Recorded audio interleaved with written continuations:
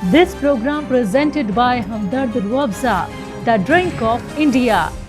चलिए खबरों की शुरुआत करते हैं। मुल्क के वजीर आज़म नरेंद्र मोदी ने पिछले साल 22 अक्टूबर को मुल्क में रोजगार मेला नाम से एक मुहिम शुरू की थी। पीएम मोदी की इस मुहिम के तहत मुल्क में अगले साल होने वाले लोकसभा चुनाव से पहले 10 लाख लोगों को सरकारी नौकरी दी जाएंगी। रोजगार मेला के तहत पीएम मोदी ने आज मुल्क के नौजवानों को 71,000 तकर्रुरी खत तकसीम किए और उनका सरकारी नौकरी पाने का सपना पूरा किया। पीएम मोदी ने वर्चुअली प्रोग्राम में तकर्रुरी खत तकसीम किए और नौजवानों को खिताब भी किया। 2014 के बाद से भारत ने प्रोएक्टिव अप्रोच अपनाई है। इसका नतीजा ये हुआ है कि 21वीं सदी का ये तीसरा दशक रोजगार और स्वरोजगार के वो अवसर पैदा कर रहा है जिनकी पहले कल्पना भी नहीं की जा सकती थी।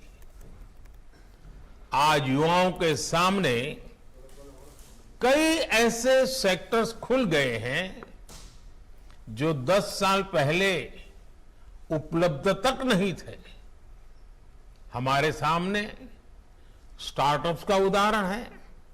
एक रिपोर्ट के मुताबिक स्टार्टअप्स ने 40 लाख से ज्यादा डायरेक्ट और इनडायरेक्ट जॉब तैयार की हैं।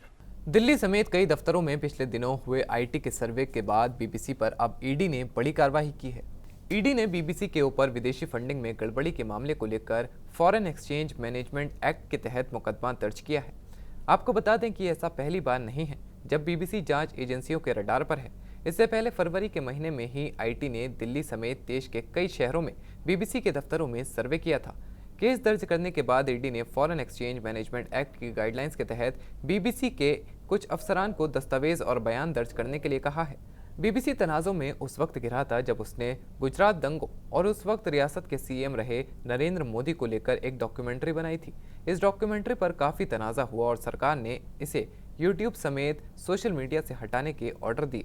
एनडीए के साथ को लेकर बयान देते हुए बिहार के साबिक वजीर आला जीतन राम मांझी ने कहा कि एनडीए में शामिल होने का सवाल ही नहीं, नीतीश कुमार में पीएम बनने के सभी गुण हैं। एनडीए की तरफ जा रहे हैं और नीतीश कुमार विपक्षी पार्टियों के साथ एक साथ कर रहे हैं। वो सवाल ही नहीं उठता है। देखिए, राजनीति में ऐसा बहुत कम होता है जब किसी के साथ रहने के लिए कसम खाई जाती है, और हमने कसम खा लिया है कि नीतीश कुमार के साथ हम रहेंगे जहां वो रहेंगे। तो आज वो जहां हैं उनके साथ हम हैं। और जहां तक प्रधानमंत्री का सवाल है, नीतीश कुमार में सारा गुण है प्रधानमंत्री होने का, और वो बहुत ईमानदार प्रयास कर रहे हैं कि हम प्रधानमंत्री हो या नहीं हो मतलब नहीं है। मतलब ये है कि विपक्षी एकता मजबूत हो ताकि 2024 में कुछ परिवर्तन हो सके। मधुबनी जिला के अकलियती आबादी वाले भैरवा गांव में रमजान के माह मुबारक महीने में रोजा इफ्तार की तैयारी चल रही थी। इसी बीच अचानक लगी आग के चलते मोहल्ला और आसपास के इलाके में अफरा तफरी का माहौल हो गया। देखते ही देखते आग ने अपने आगोश में कई घरों को ले लिया, जिससे 8 घर जलकर खाक हो गए। लाखों का सामान जलकर खाक हो गया। गांव वालों की मदद से बड़ी मशक्कत के बाद आग पर काबू पाया गया। अब्दुल मलिक, अब्दुल खालिक, अब्दुल राजिक, मोहम्मद सद्दाम समेत 8 लोगों का घर जलकर राख हो गया और घर में रखा सारा सामान जल गया। आपको बता दें कि इस हादसे में किसी जानी नुकसान की खबर सामने नहीं आई है। कांग्रेस के सीनियर लीडर हाजी मतलूब इमाम ने रियासत की हेमंत सोरेन हुकूमत से अक़लियत के तमाम मसाइल हल होने की उम्मीद का इजहार किया। रांची में तहजीब टीवी के साथ बातचीत में उन्होंने हालिया दिनों में जमशेदपुर में हुए फिरका वाराना तशद्दुद के फौरी रोकथाम के लिए जिला इंतजामिया की सताइश की है। साथ ही माहौल को ख़राब करने वालों के खिलाफ सख्त कानूनी कार्रवाई का मुतालबा किया है। ऐसा है कि अभी जो अपने मैंने राज्य में हुकूमत है, तो भाई हेमंत जी बहुत ही अच्छे मने रहनुमा मने साबित हुए हैं। 3 साल का वक्फा तो हो गया, लेकिन 2 साल तो लगभग लॉकडाउन को झेलते हुए लोगों को जो उसका असर है, जो आज भी है। ठीक है, हमारे अक़लियत के बारे में ज़्यादा काम हुआ है नहीं, लेकिन अभी भी उम्मीदें वाबस्ता हैं और पूरी उम्मीद है हमें या और भी लोगों को कि इस हुकूमत से जो भी अल्पसंख्यक अक़लियत की जो भी माने हक जायज़ मांग है वो ये हुकूमत से ज़रूर मिलेगी इंशाअल्लाह। और अभी जो आपने कहा कि अभी हाल में जो माने कि जैसे जमशेद में ही हुआ, तो भाई वो तो हेमंत गठबंधन की हुकूमत को बदनाम करने की साजिश है। ये वहाँ के ओहदेदारानों ने भी एक दिन आगे इस बात को उन्होंने कहा है कि वहाँ जानबूझ करके माने फसाद किया गया है। अगले चुनाव की रणनीति है उनकी जो बहुत ही निंदनीय है और उससे हेमंत सरकार को कोई असर होना है नहीं, लेकिन उनको बदनाम किया जाए, इस हुकूमत को नीचे दिखाया जाए, यही सोच है अपोजिशन वालों की। लेकिन वक्त रहते वहाँ के अफसरान, इसलिए कि अच्छी हुकूमत थी, सेकुलर हुकूमत है, वहाँ के अफसरान ने वहाँ अपने से खुद आगे आकर के वहाँ के एमएलए जो अभी मंत्री हैं बन्ना जी, खुद अपने से भाग दौड़ करके रमज़ान के टाइम उसको रोकवाया। अब वहाँ अमन शांति है। हाँ, जो साजिश किया है उनको एक एक करके, चाहे हम हो आप हो कोई हो, उसको निकालिए, उनको मने कानून के आधार पर उसको दंडित किया जाना चाहिए। इस्लामिक महीना रमज़ान का 21वां रोज़ा मुकम्मल हुआ और उसी के साथ इस पाक महीने का आखिरी अशरा की शुरुआत भी हो गई है। रमज़ान के आखिरी 10 रोज़े मुसलमान अल्लाह की इबादत के लिए खुसूसी इबादत एतकाफ़ में एक ही जगह पर बैठकर रात और दिन इबादत करते हैं।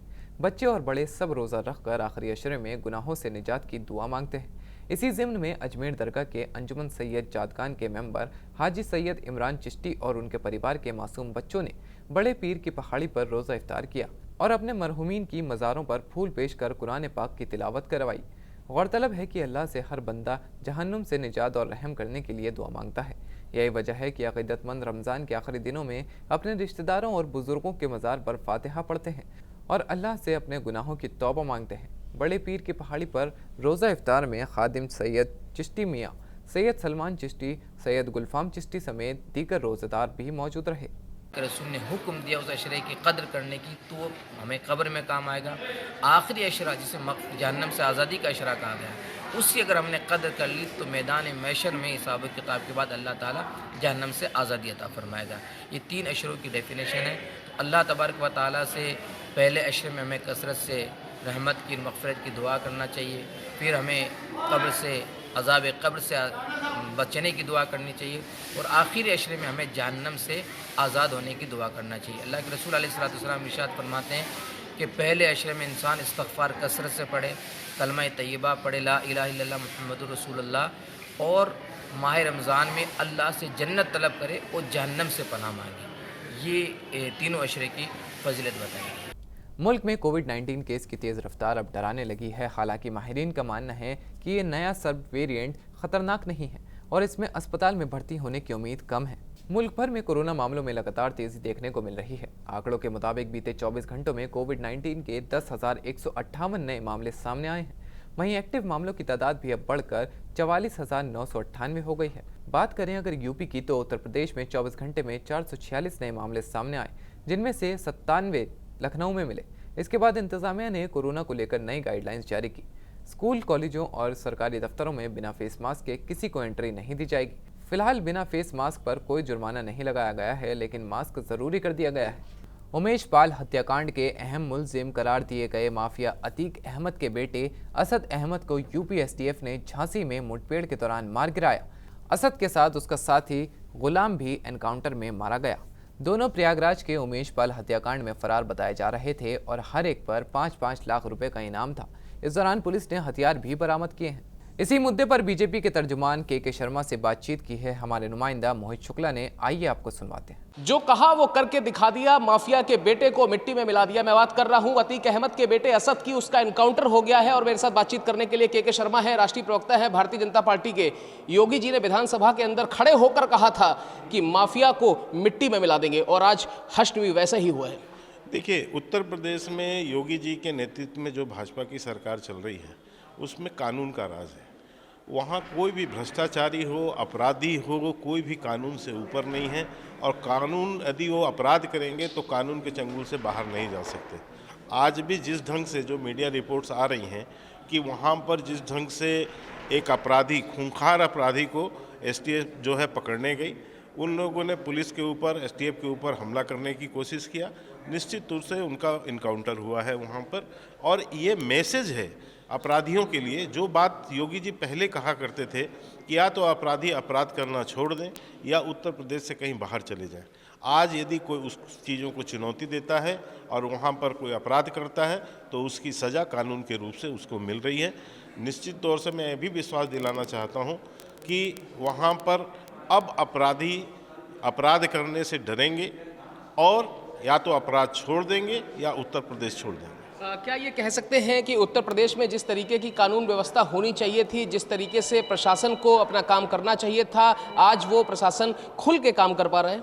निश्चित तौर से आज वहाँ पर किसी भी तरह से अपराधियों को, जैसा कि पहले उत्तर प्रदेश में देखा जाता था सपा और बसपा की सरकार में, कि अपराधियों को जो है राजनीतिक संरक्षण मिलता था। और इसी कारण से, क्योंकि यह स्पष्ट है, कई घटनाओं में सामने आया है कि किस तरह से अपराधियों को वहाँ संरक्षण मिलता रहा है। आज वहाँ किसी को कोई संरक्षण नहीं है और अपराधी यदि अपराध करेगा तो निश्चित ही उसको कानून के दायरे के अंतर्गत उसको सज़ा मिलेगी। आज आप देख रहे हैं कि अतीक हो, अरशद हो, वो कोर्ट में जो है जज के सामने खड़े हैं अपने अपराध के लिए। और इस तरह की जो जघन्य हत्या करने वाले लोग हैं, आज उनका एनकाउंटर भी हो रहा है। चलिए, वक्त देने के लिए बहुत शुक्रिया। तो साफ तौर पर आप के शर्मा साहब को सुन रहे हैं, जिनका ये कहना है कि अगर अपराधी अपराध करेंगे और वो भी उत्तर प्रदेश के अंदर, तो उनका खात्मा निश्चित है, क्योंकि उत्तर प्रदेश में योगी आदित्यनाथ का राज है। कैमरा पर्सन कुमार के साथ मोहित शुक्ला, तहजीब TV, Delhi. This program presented by Hamdard Ruabza, the drink of India.